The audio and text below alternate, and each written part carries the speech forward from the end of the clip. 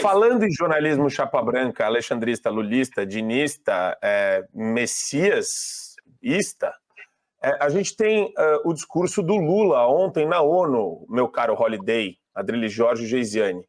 Não sei se vocês tiveram a oportunidade de ouvir o discurso onde o Lula defende Cuba e fala da direita nacionalista primitiva, que tem esse cunho conservador e autoritário. Aí tem várias nuances nesse discurso que eu acho que são maravilhosas, mas a primeira que eu queria trazer para o Holiday meu caro Holiday, nós temos eu estava ouvindo o Jovem Pan News. Achei muito engraçado. Eu sempre deixo o chat aberto, né? Aí os caras agora eles estão dando outro apelido, Jovem Globo. Boa! Eu achei maravilhoso, Jovem Globo. Inclusive, hoje eu estarei lá na Jovem Globo, daqui a pouco, já recebi a pauta. Tá infiltrado. Que maravilha. Aí, eu sou infiltrada de vocês lá. Eu pego as informações lá e trago para cá. Aí, enquanto jornalista, olha que interessante, né? Como a Câmara de Ressonância funciona. Você coloca ONU Discurso Lula no Google e vai aparecer como primeiríssimo link aqui, aplaudido 7 vezes, discurso de Lula contrasta com os reticências.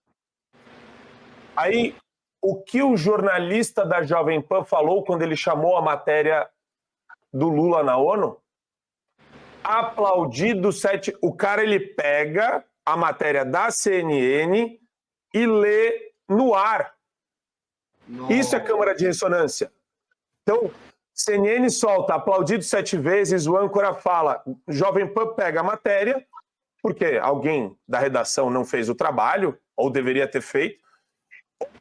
Copiou. Ou de ressonância pura e restrita para você veicular. Aplaudido 7 vezes. E daí você puxa o discursinho do Lula, meus queridos, e você vê em cada frase, eu fiz questão de puxar isso daí, em cada frase uma grandíssima mentira.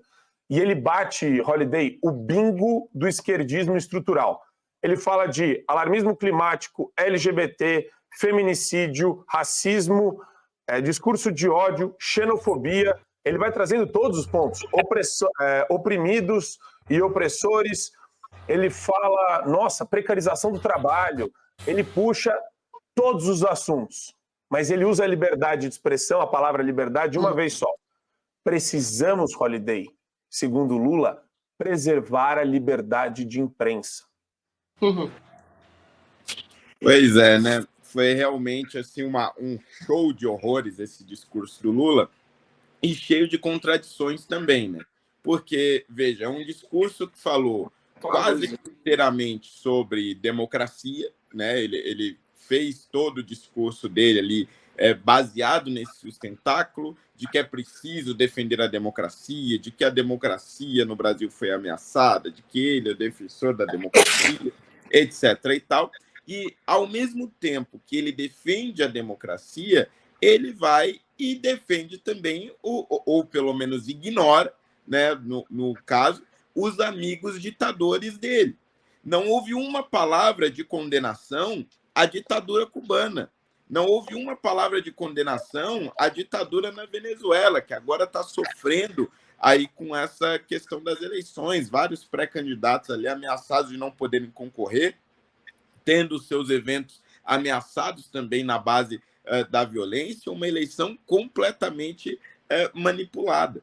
E aí ele faz todo um discurso de defesa da democracia e coloca a culpa dos equívocos econômicos ou a culpa dos grandes erros econômicos no que ele chama de neoliberalismo, que se transformou em uma espécie de conservadorismo. Diz ele que aquele neoliberalismo que existia nos anos 90 veio se transformando ao longo dos anos 2000 e hoje se transformou em um conservadorismo que está destruindo a economia. Ora, os países que estão com as economias destruídas são justamente aqueles países que adotaram as ideias que ele defende.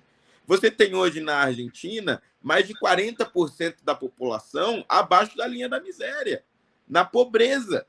Na Venezuela, aliás, em Cuba, você tem mais de 70% da população na pobreza. Na Venezuela, você tem mais de 90%.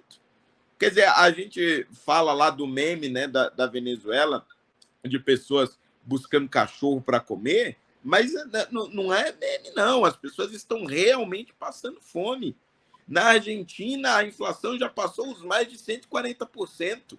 Todos estes países que estão em crise aguda foram justamente os países que têm uma democracia frágil e que, curiosamente, são dominados por uma ideologia esquerdista que este mesmo Lula, que fala de democracia e que fala de bons índices de economia, defende. Aqui no Brasil, pelo contrário, durante o governo Bolsonaro, mesmo com a pandemia que atingiu o mundo inteiro, que impactou a economia no mundo inteiro, ainda assim o Brasil conseguiu crescer, ainda assim o nosso PIB sobreviveu e a herança para esse governo foi extremamente positiva. Agora, o discurso dele, além de ser contraditório, além de ser hipócrita do ponto de vista da democracia e da economia, traz todos aqueles clichês de esquerda que a gente já conhece. Quer dizer, não foi um discurso de um chefe de Estado, não é um discurso de alguém que, como tentava colocar lá na campanha, está tentando deixar as diferenças de lado, etc. Não, é um discurso completamente ideológico, completamente alinhado com uma agenda. E é óbvio que ele foi aplaudido, mas aplaudido parcialmente, ao contrário do que a imprensa tentou dizer, porque, evidentemente, na ONU você tem ali boa parte dos defensores dessa agenda, entre aspas, bonitinha, a agenda verde, a agenda LGBT, a agenda do cacete A4. Agora, você vê, por exemplo, o Zelensky, que está conduzindo o país em guerra, não aplaudiu o Lula absolutamente nenhuma vez. Por quê? Porque a diplomacia deste governo é absolutamente desastrosa. O Lula, desde o início, dizia que conseguia resolver essa guerra aí na base da mesa da cervejinha, etc. E o que ele fez foi atrapalhar ainda mais a relação entre os dois países e atrapalhar a nossa relação tanto com os Estados Unidos como com a Europa. Para você ter acesso ao conteúdo integral do Fio Diário, é fundamental que você assine agora a plataforma e aproveite as condições que a gente tem promocionais para você ter todos os acessos aos programas. A Drilha sobre Tudo, Marco Antônio em Direita, Além do Ponto G, entrevistas com personalidades nacionais e internacionais, óbvio, Show da Manhã e várias outras atrações do Fio Diário.